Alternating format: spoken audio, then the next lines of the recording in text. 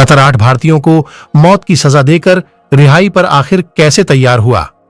Qatar के अमीर ने 8 भारतीयों की रिहाई का आदेश दिया। उसके बाद पीएम मोदी के कतर दौरे की घोषणा हुई। 13 फरवरी 2024 की तारीख को भारत को मिली बड़ी कूटनीतिक कामयाबी के रूप में जरूर याद किया जाएगा। दोस्तों, आपको बता दें कि कतर ने भारतीय नौसेना के 8 पूर्व कर्मियों को रिहा कर दिया है। अगस्त 2022 में इन पूर्व नौसैनिकों को अज्ञात मामले में गिरफ्तार किया गया था।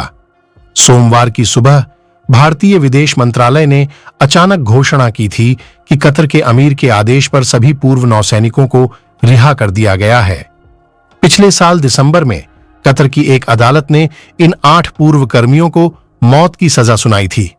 भारत के ये 8 पूर्व नौसैनिक हैं कैप्टन नवतेज गिल और Saurabh Vashishtha, commander Purnendu Tiwari, Amit Nagpal, SK Gupta, BK Verma और सुगुनाकर पकाला, सेलर रागेश।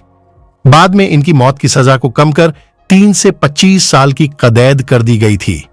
इसे भारत की बड़ी डिप्लोमेटिक जीत के रूप में देखा जा रहा है। रिहाई के बाद दिल्ली पहुंचने पर एक पूर्व नौसैनिक ने मीडिया से कहा, यह बड़ी खुशी की बात है कि हम सुरक्षित भारत आ गए हैं। जाहिर है कि हम इसके लिए पीएम मोदी को शुक्रिया कहेंगे, क्योंकि निजी तौर उनके हस्तक्षेप के बिना संभव नहीं था। पूर्व नौसैनिकों की रिहाई के बाद भारत के विदेश मंत्रालय ने अपने बयान में कहा था, भारत सरकार कतर की दाहरा ग्लोबल कंपनी में काम कर रहे 8 भारतीय नागरिकों की रिहाई का स्वागत करती है। हम कतर के अमीर के फैसले की प्रशंसा करते हैं। दोस्तों, आप सभी भारतीयों की रिहाई से खुश हैं तो वीडियो को लाइक, चैनल को सब्सक्राइब अवश्य कर लें।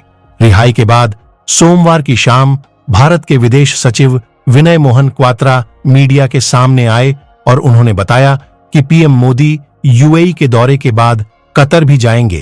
क्वात्रा ने पीएम मोदी के कतर दौरे को भारतीय नागरिकों की रिहाई से जोड़ने पर कहा कि ऐसे दौरों की योजना महीनों पहले बनती है। मोदी ने इससे पहले जून 2016 में कतर का दौरा किया था। कतर दौरे में पीएम मोदी वहां के अमीर शेख तमीम बिन हमाद अल थानी से मुलाकात करेंगे। क्वात्रा ने कहा, कतर और भारत के द्विपक्षीय संबंध वक्त के साथ गहरे हो रहे हैं। राजनीतिक, कारोबार, ट्रेड, निवेश और ऊर्जा आपूर्ति को लेकर दोनों देशों के बीच संबंध मजबूत हुए हैं। संस्कृति और सुरक्षा के मोर्चे पर भी दोनों देशों में सहयोग बढ़ा है। 8 भारतीयों की सुरक्षित रिहाई की चर्चा पाकिस्तान में भी हो रही है। भारत में पाकिस्तान के उच्चायुक्त रहे अब्दुल बासित ने कहा, पीएम मोदी ने इसे अपने लेवल पर किया। दुबई में आयोजित COP28 में पीएम मोदी ने कतर अमीर से मुलाकात की थी और उन्होंने निजी बातचीत में भारतीयों की सुरक्षित रिहाई का मुद्दा उठाया था।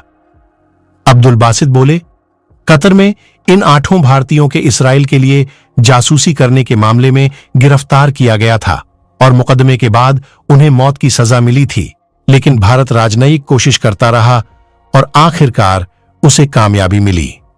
भारत के प्रधानमंत्री ने पिछले साल दुबई में कतर के अमीर से मुलाकात की थी और उन्होंने अपने नागरिकों की रिहाई का मुद्दा उठाया था। अब वो कहते हैं, मुझे लगता है कि यह भारत की जबरदस्त राजनयिक उपलब्धि है। इसका संदेश स्पष्ट है कि भारत अपने नागरिकों की फिक्र करता है। कतर ने भी भारत की बात सुनी। पिछले 10-15 सालों में भारत का प्रभाव इस इलाके में बढ़ा भी है। मैं कहना चाहता हूं कि कुछ चीजें हम अपने दुश्मन मुल्क से भी सीख सकते हैं। भारत ने अच्छा उदाहरण हमारे सामने पेश किया है। पूरे मामले में मोदी साहब ने बड़ी भूमिका निभाई है। अब्दुल बासित ने कहा, भारत के इस तरह के नेटवर्क हर जगह मौजूद हैं। इजराइल के साथ भारत का संबंध किस स्तर का है, हम सब जानते ही हैं। पाकिस्तान के खिलाफ इजराइल और भारत का सहयोग बहुत ही मजबूत है। भारत का नेटवर्क का दूर दूर तक फैला है और खाड़ी के देशों को भी यह याद रखना चाहिए। कतर के साथ भारत की बड़ी डील हाल ही में गोवा में इंडिया एनर्जी वीक आयोजित हुआ था। इस आयोजन में कतर एनर्जी ने ऐलान किया था कि वो भारत के साथ 20 साल के लिए एलएनजी की बिक्री और खरीद समझौता होने का ऐलान किया था। भारत की कंपनी पेट्रोनेट के साथ कतर के बीच ये समझौता 20 साल के लिए बढ़ गया था। कतर दुनिया का सबसे बड़ा एलएनजी का निर्यातक रहा है, लेकिन हाल ही में अमेरिका ने उसे पीछे छोड़ दिया है। कतर सालाना 77 MTPA गैस निकालता है, जिसे 2027 तक वो 126 MTPA करना चाहता है, ताकि एशिया और यूरोप में अपनी पकड़ मजबूत कर सके, जहां अमेरिका घुसना चाह रहा है।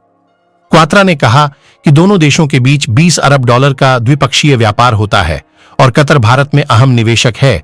कतर में रह रहे 8,40,000 भारतीय दोनों देशों को जोड़ने की अहम कड़ी हैं। ऐसे में पीएम मोदी के कतर दौरे से दोनों देशों के रिश्तों को मजबूत करने की दिशा में बातचीत होगी। भारत ने पूर्व नौसैनिकों की रिहाई के लिए जब कतर का आभार जताया, तो क्वात्रा ने कहा कि पीएम मोदी इस मामले को निजी तौर पर देख रहे थे और रिहाई के लिए पूरा जोर लगाया।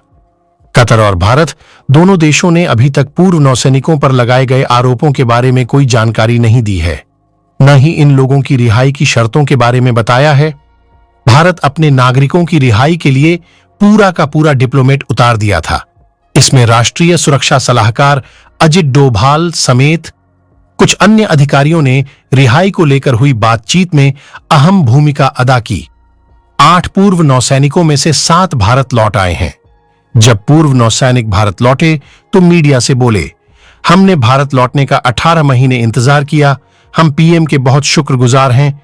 ये सब उनकी निजी हस्तक्षेप और कतर के साथ उनके समीकरण के बिना संभव नहीं हो पाता। एएनआई के अनुसार कतर में गिरफ्तार किए गए नागरिक सोमवार तड़के जैसे ही वतन लौटे, उन्होंने विमान से उतरकर भारत माता की जय के नारे लगाए। इन पूर्व नौसेना कर्मियों में से एक ने कहा, मैं अंततः सुरक्षित घर वापस आकर राहत और खुशी महसूस कर रहा हूं। मैं प्रधानमंत्री मोदी को धन्यवाद देना चाहता हूं, क्योंकि यह संभव नहीं होता अगर हमारी रिहाई सुनिश्चित करने के लिए उनका व्यक्तिगत हस्तक्षेप नहीं होता। एक अन्य ने कहा, पीएम मोदी के हस्तक्षेप के बिना हम स्वतंत्र नहीं हो पाते। एक अन्य नागरिक ने कहा कि हमने भारत आने के लिए करीब 18 महीने तक इंतजार किया। हम सुरक्षित वतन वापसी के लिए प्रधानमंत्री मोदी के बहुत आभारी हैं। यहां यह भी बता दें कि रिहा किए गए इन सभी पूर्व अधिकारियों का भारतीय नौसेना में 20 वर्षों तक का बेदाग कार्यकाल रहा है। भारत माता की जय के नारे लगाए, कहा, मोदी के चलते संभव हुई रिहाई।